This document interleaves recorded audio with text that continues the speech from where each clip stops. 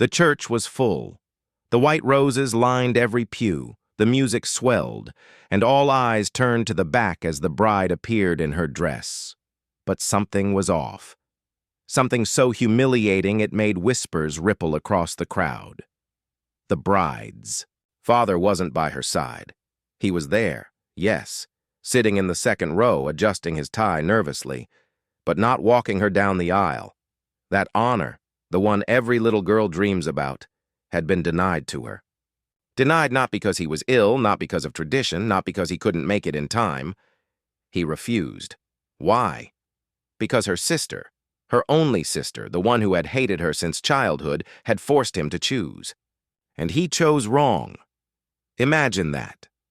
Your own father sitting just feet away, choosing loyalty to bitterness over love for you on the biggest day of your life.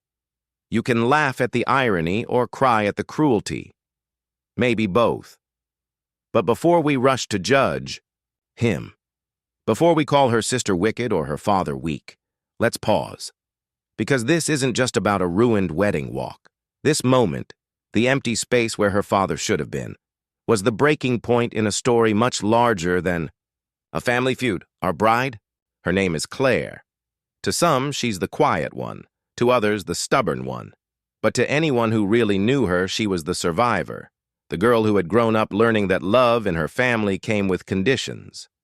So how did Claire end up here, holding a bouquet with shaking hands, her cheeks burning as guests whispered, "Why isn't her dad walking her?" To answer that, we need to rewind. Because you don't get to this kind of moment overnight. It takes years of little betrayals, unspoken favoritism, and wounds that never fully heal. It takes a sister who always wanted to be in the spotlight, and a father too afraid of conflict to stand up for what was right. And it takes Claire, someone who spent her whole life trying to earn what should have been freely given. Acceptance. The aisle moment was dramatic, yes. Painful, humiliating, unforgettable. But it wasn't the real story. The real story was how Claire went from being the overlooked daughter to the woman strong enough to stand tall, even when her father wouldn't take that walk with her. And trust. Me, you're going to want to hear how. Because once upon a time, she wasn't wearing a wedding dress. She was just a girl standing outside her own home, watching her sister get all the attention while she quietly carried the weight of everyone else's mistakes. What led her from there to here? That's where our story begins. So, welcome, story lovers. Where are you watching from? Drop your city name in the comments so we can see how far our story travels. Claire wasn't always the bride left standing alone at the aisle. Long before the wedding, long before the whispers and humiliations, she was simply a little girl trying to earn a place in her own family. She grew up in a modest suburban neighborhood, the kind of place where lawns were neatly trimmed and families waved to each other at barbecues. On the outside, her family looked perfectly ordinary. Her father, Robert, was the kind of man people described as reliable. He paid the bills, worked a steady job at a local manufacturing plant, and never caused much trouble. Her mother, Linda, was softer, gentle in her presence but often lost in her own world. And then there was Claire's older sister, Vanessa. Vanessa was radiant. Even as a child, she carried a presence that seemed to command attention. She was loud, charming, and utterly impossible to ignore. If Vanessa walked into a room, she filled it. Teachers adored her confidence, relatives praised her beauty, and neighbors commented on her bright future. And Claire? Well, Claire was the opposite.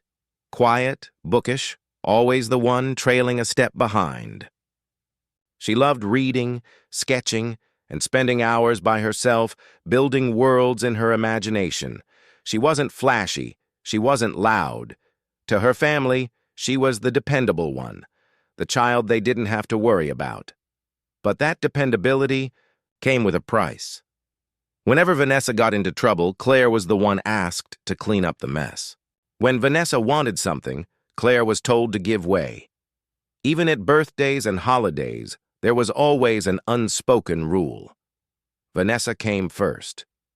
Claire didn't scream, didn't protest. She learned early on that silence was easier than confrontation. Still, she had her dreams.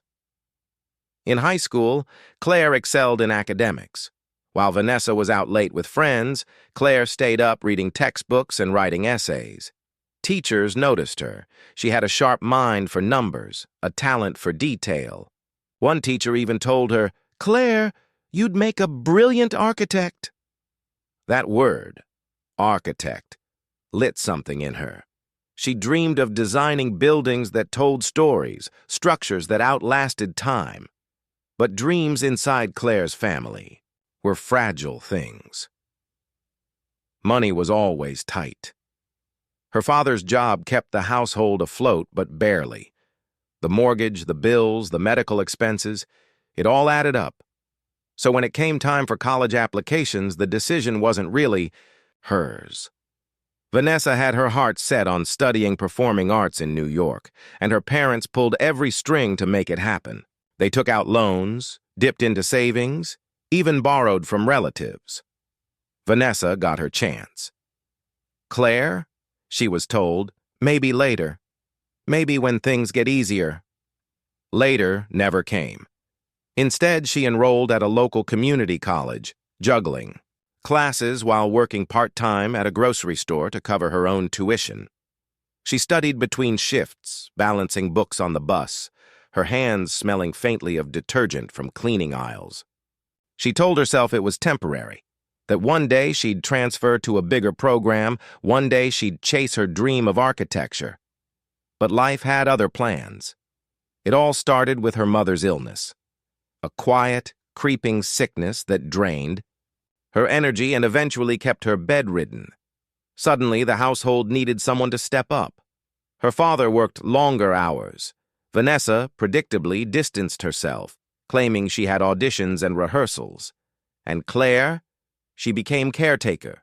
Her days revolved around medication schedules, doctor appointments, and long nights by her mother's bedside. School became harder to balance. Work hours increased because medical bills piled high. And slowly, almost invisibly, her dream began to slip out of reach. One semester, she couldn't afford tuition. She promised herself she'd re-enroll the next. Then another semester passed. And another.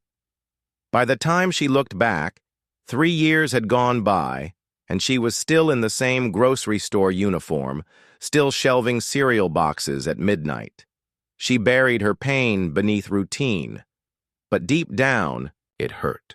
Every time she saw Vanessa's glossy Instagram posts from New York, dinners with friends, bright city lights, smiling selfies, Claire felt that sting. Not jealousy exactly, but the ache of being forgotten. She had given up so much, and no one seemed to notice. The breaking point came quietly. One evening, after a double shift, Claire returned home to find Vanessa had breezed back into town for a surprise visit. The house was buzzing with excitement.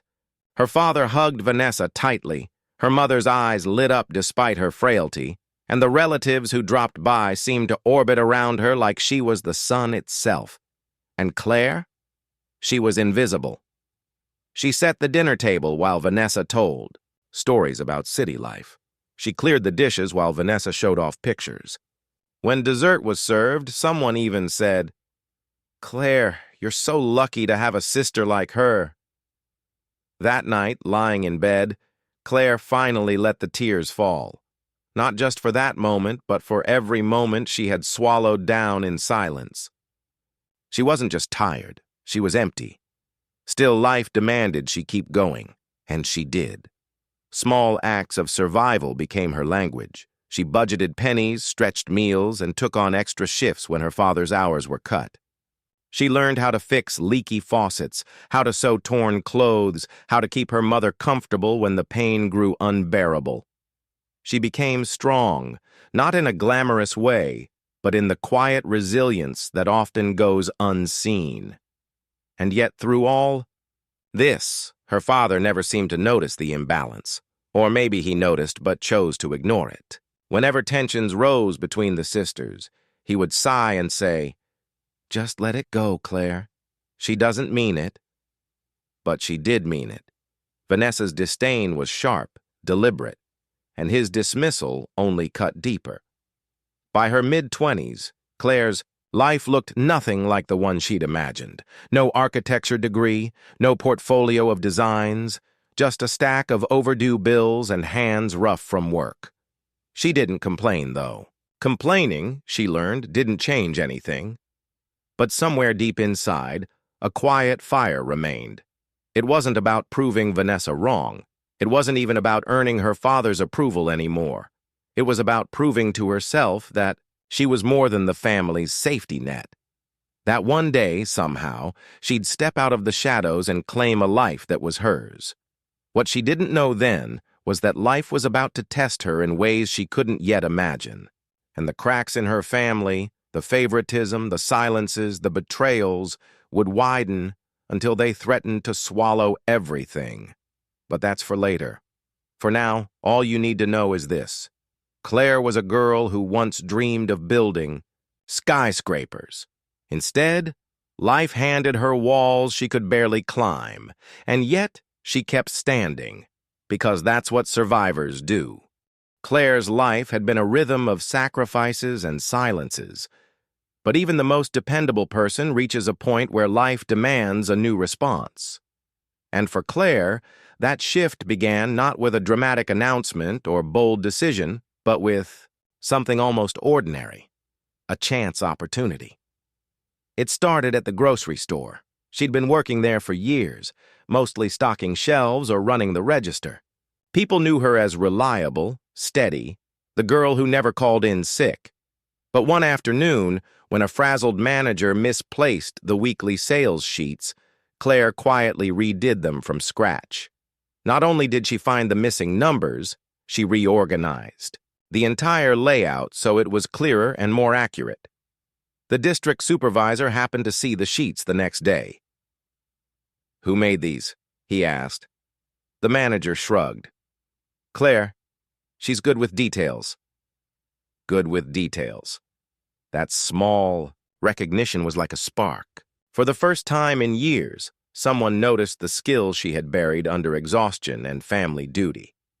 Soon, her manager started asking her to handle the weekly inventory reports, then payroll logs, then scheduling. It wasn't glamorous, but for Claire, it was validation. Numbers made sense. Order made sense. Unlike the chaos of her family, spreadsheets were fair and logical, but recognition is rarely without complication. Her co-workers, especially a loud, gossipy cashier named Tanya, noticed the shift. Tanya had always resented Claire's quiet competence. "Teacher's pet," she muttered once, loud enough for others to hear. Another time she sneered, "Don't work too hard, Claire. They'll still pay you peanuts." And Tanya wasn't wrong. Despite her added responsibilities, Claire's paycheck barely changed. The grocery chain didn't promote easily, and women like Claire were rarely pushed forward. Still, she kept at it. It wasn't about the money, yet. It was about proving to herself that she could rise above invisibility. Then came the first, real test. One evening, while closing the store, Claire noticed a discrepancy in the registers. A significant one. Hundreds of dollars missing. The manager, red-faced and anxious, accused one of the younger employees and threatened to fire him. But something didn't sit right with Claire. The numbers didn't add up. She stayed late, double-checking logs, receipts, and schedules. Hours later, she realized the shortage wasn't theft. It was a clerical error in the system. The kid was innocent. She could have stayed quiet. It wasn't her job to investigate, but Claire knew silence had cost her too much already. So she spoke up, presented the corrected report, and saved the boy's job. The manager was impressed. The kid was grateful. But Tanya? Tanya's glare could have cut glass. Claire's rising competence was making enemies. And then something unexpected happened outside of work. Her mother's health took another downturn, requiring more specialized treatment. Bills skyrocketed. Claire's father, already stretched thin, grew bitter. Instead of thanking Claire for her relentless effort, he scolded her. "You should be doing more. Vanessa has her career. You're here. Step up. Step up." As if she hadn't been stepping up her entire life. But that remark lit a new kind of fire in Claire. She realized her survival skills could be more than quiet endurance. They could be leverage. If she wanted to truly change her life, she had to risk stepping into spaces where people would notice her, criticize her, maybe even resent her. That chance came in the most unlikely form, a community college evening course. One of her co-workers mentioned a continuing education class in business management. The tuition was low, subsidized by a state program. On a whim, Claire signed up. For the first time in years, she sat in a classroom again. Her hands trembled when she held the syllabus. She felt old compared to the younger students, underprepared compared to the professionals brushing up on skills. But as soon as the professor launched into spreadsheets, project planning, and analysis, Claire lit up. She remembered this was her language. Her talent didn't go unnoticed. The professor, a sharp but kind woman named Dr. Patel, praised her clarity of thought. "You have a mind for systems," she said one night after class. "Don't waste it." That single sentence became a lifeline, but every step forward brought friction. Vanessa called one evening, bragging about a new role in an off-Broadway production. Their father beamed with pride on the phone, asking Vanessa endless questions while barely acknowledging Claire's course.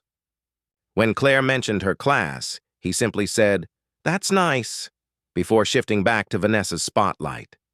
The sting was familiar, but this time, Claire didn't shrink. She doubled down. She juggled work, caregiving, and classes. It was brutal. Some nights, she studied after midnight, her mother sleeping nearby, her father snoring in the next room. She drank cheap coffee and survived on sheer determination. She failed a quiz once and nearly quit, convinced she wasn't cut out for more. But Dr. Patel pulled her aside. "Claire, failure is data, nothing more. You adjust and try again." So she tried again, and again, until slowly her grades rose, her confidence sharpened, and her vision expanded. But with growth came new ethical dilemmas. At the grocery store, Claire uncovered more inconsistencies. Timesheets manipulated, hours shaved, payroll errors that mysteriously favored management. She faced a choice: stay silent and keep her job safe, or raise her voice and risk retaliation. She raised her voice. Not publicly at first, just in private reports. She brought the errors to her manager, who brushed them off. "Don't overthink it, Claire. You're not paid to worry about this." But she was worried, because silence had already stolen too much of her life. That's when she began keeping records. Quietly, methodically, she copied down discrepancies, dates, and figures. She didn't know exactly what she would do with them, but she knew they mattered. It was as if life had put her back in the shadows, but this time she was preparing to step out fully armed with the truth. And in that decision, to risk being noticed, to collect evidence, to fight back against a system stacked against her, the course of her life began to shift. She was no longer the forgotten daughter, the invisible sister, the overlooked employee. She was someone gathering power in silence, but power, as she would learn, always draws conflict. And the storm brewing between her and Vanessa, between the daughter who had always been chosen and the daughter who had always been sacrificed, was about to explode in ways no one in their family could ignore. The day everything snapped didn't arrive with warning signs. It looked like any other family gathering: decorated tables, catered food, laughter floating through the air. Vanessa had returned from New York again, dazzling everyone with her presence. The occasion: their father's retirement celebration. It was supposed to be a happy evening. Claire helped with setup, of course. She arranged the chairs, checked on the food, made sure her mother was comfortable. She wore a simple navy dress, the kind you could move around in because someone always had to move around. Vanessa, in contrast, arrived late, sweeping in with a designer gown that glittered beneath the lights. Everyone gasped, clapped, and gravitated toward her like moths to flame. As speeches began, their father stood proudly at the podium. He spoke about his career, about sacrifice, about family, and then he did what Claire should have expected but still wasn't ready for. He dedicated his retirement to Vanessa. "Vanessa," he said, beaming, "you've always made me proud. You've lived boldly, chased your dreams. Tonight, I want to honor you for showing us what it means to really live." Applause erupted. Claire froze. Not a single mention of her years of caregiving. Not a word about the bills she had paid, the nights she had stayed up with their sick mother, the sacrifices that kept the household from crumbling. Nothing. She smiled faintly, swallowing the lump in her throat. She had become good at that, smiling through pain.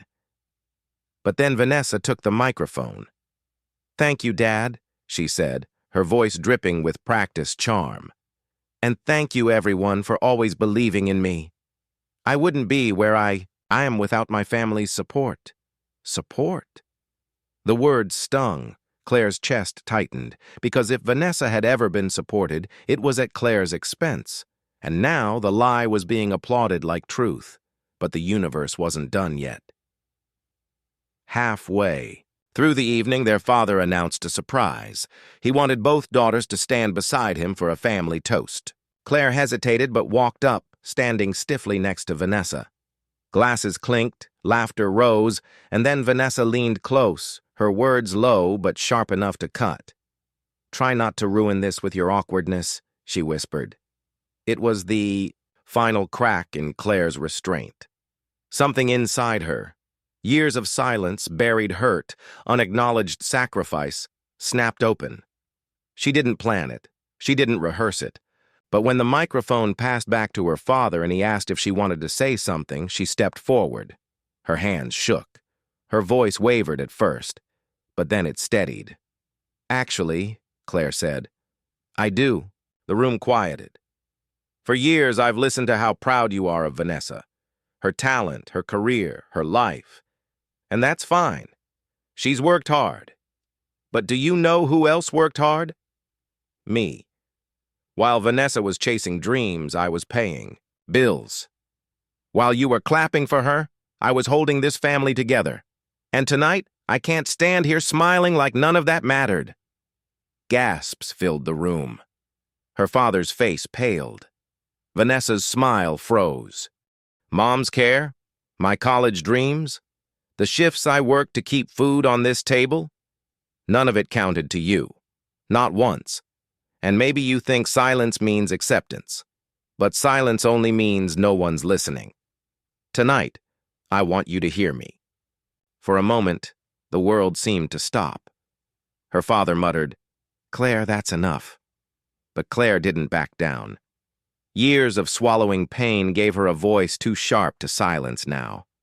"No," she said firmly. "It's not enough. Not until you see me. Not until you admit that Vanessa wasn't the only daughter in this family worth noticing." The air grew electric. Guests shifted uncomfortably. Some whispered. Others stared at her with new eyes, and then came the cruelest blow. Vanessa laughed, loud, mocking, cutting. "You're embarrassing yourself, Claire. This jealousy, it's pathetic. You want recognition? You want Dad to clap for you? Sorry, sweetie, but not everyone gets to be special." That was it. The humiliation, the mockery, the dismissal, boiling together into a single, undeniable truth. Claire would never get what she deserved from this family. But she could claim it for herself. She took a breath, straightened her shoulders, and said, "Maybe not everyone gets to be special in this family. But out there, out in the real world, people like me, the ones who survive, who fight, who sacrifice, we build the world you get to perform in." The room fell silent, and Claire, for the first time in her life, didn't wait for approval. She set the microphone down, walked away from the stage, and left the banquet hall with her head held high. It was the most painful, humiliating moment of her life, but also the most powerful, because in that silence, in the weight of dozens of eyes following her, Claire realized something extraordinary. She didn't need their applause. She needed her own. That was the night she stopped being invisible. That was the night silence turned into strength, and though the consequences would ripple through her family, through her father's loyalty, through Vanessa's simmering hatred, it was also the night Claire stepped into her true fight. The world would try to break her again, but now she was ready to break back.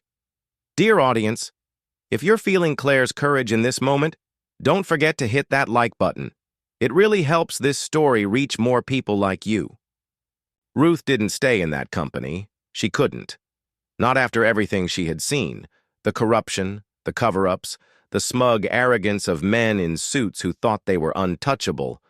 They tried to buy her silence, offered her a position with a fancy title, a corner office with floor-to-ceiling windows, and a salary she had once only dreamed of earning. But Ruth had learned something too valuable to ignore. True power isn't about the paycheck. It's about freedom. So, with steady hands and a heart pounding with courage, she turned them down. Instead, she accepted the whistleblower settlement. It wasn't just money, it was justice, finally served on her terms. For years she had scrubbed those floors unseen and unheard, while these executives dined in luxury. Now she had the leverage to rewrite her life's script. Planting new seeds. The first thing Ruth did wasn't to buy a car or a house. No.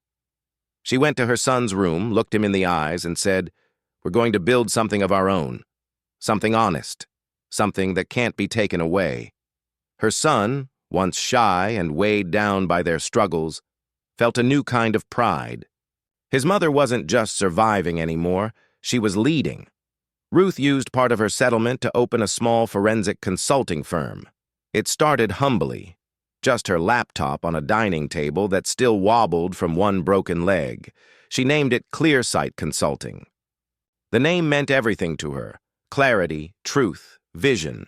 She began with small cases, helping nonprofits balance their books, showing struggling small businesses how to spot fraud before it destroyed them. Word spread quickly.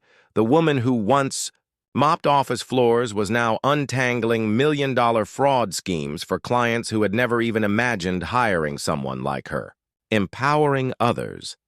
But Ruth wasn't content just building for herself. She remembered every tearful night when she had counted pennies, every humiliation when someone dismissed her as just the janitor.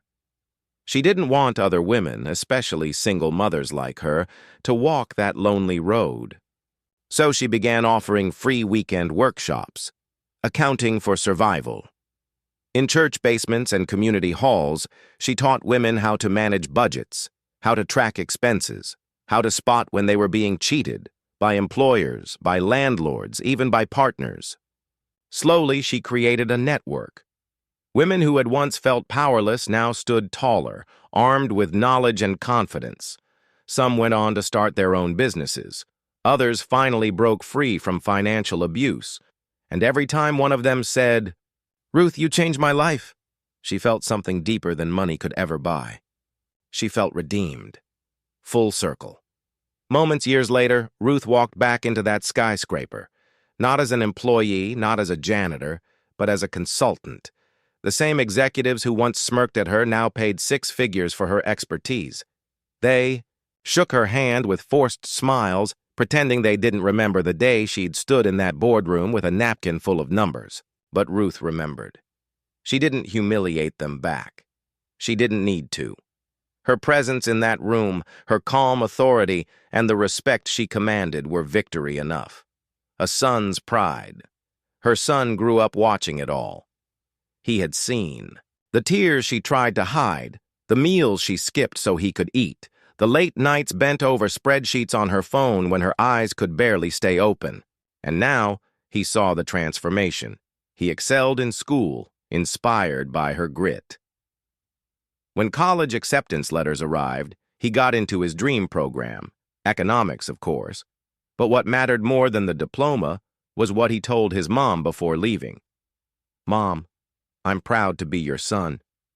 You didn't just raise me, you raised yourself back up." Ruth cried that day. But they were not tears of exhaustion or despair, they were tears of healing. Legacy beyond herself. Clear Sight Consulting grew beyond what Ruth had imagined. She hired some of the very women she had once trained.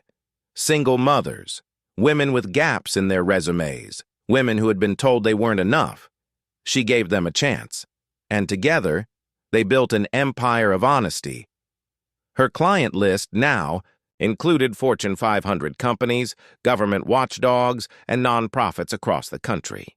But Ruth kept her office simple. No golden plaques, no marble floors, just warm lights, plants by the windows, and photos of her community workshops. She didn't need status symbols to prove her worth. Her life spoke for itself. Healing old wounds, sometimes on quiet evenings, Ruth would open the box where she had kept her old janitor uniform. It was faded now, the logo barely visible. She didn't keep it out of bitterness. She kept it as a reminder. That uniform represented the years of invisibility, of being dismissed, of swallowing her voice. But it also represented resilience, the proof that she never broke, even when life tried to bend her. She no longer felt ashamed of it. Instead, she felt gratitude. Without those years, she wouldn't have become the woman she was today. Ruth's new normal now, when Ruth walks into a room, people don't look past her. They listen. They seek her advice. They value her. But more than that, Ruth found peace. She no longer chased survival. She lived with purpose. She traveled with her son. She laughed freely. She cooked meals not out of necessity, but out of joy. And when people asked her how she did it, she smiled and said, "Never let anyone tell you that your story is over. Sometimes the ending you feared is just the beginning you needed." Closing note to the audience. Ruth Carter's story is more than one woman's fight against injustice.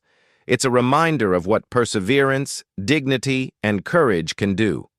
She went from scrubbing floors in silence to shaking the foundations of corruption, from invisibility to undeniable impact. And if Ruth's journey proves anything, it's this: your circumstances may define your struggle, but they do not define your destiny. Dear viewers, thank you for joining us on this journey. Which part of Ruth's story spoke to you the most? The struggle, the fight, or the redemption? Share your thoughts in the comments. And if you found strength in Ruth's story, don't forget to subscribe for more powerful stories every week. They once called Ruth just a cleaner.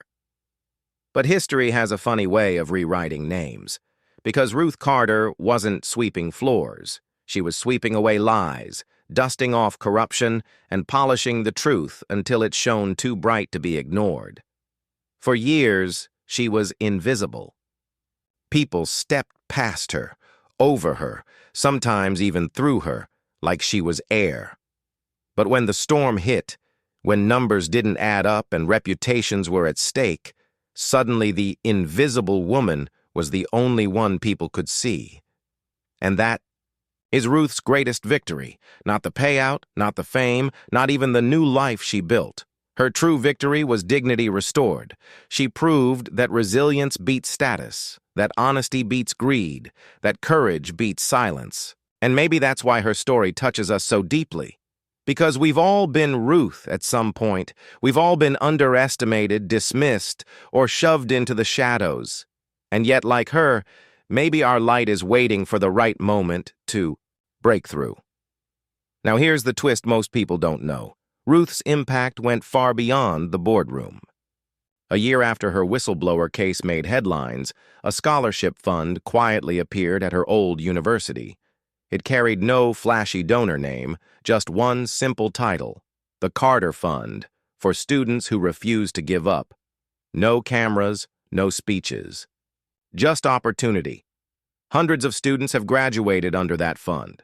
Some became accountants, others lawyers, teachers, entrepreneurs, and every single one carries a piece of Ruth's legacy forward, an unbroken chain of perseverance. So here's the question for us. How many Ruths are walking around us right now? How many janitors, waiters, bus drivers, or cashiers are carrying brilliance in their back pockets, waiting for a chance to prove the world wrong? Next time you pass someone who looks ordinary, pause for a moment, because the mop doesn't define them. The uniform doesn't define them. Their paycheck doesn't define them. Their dreams do, and Ruth's story whispers a reminder to every one of us. You are never too small to make a difference, and never too invisible to be seen.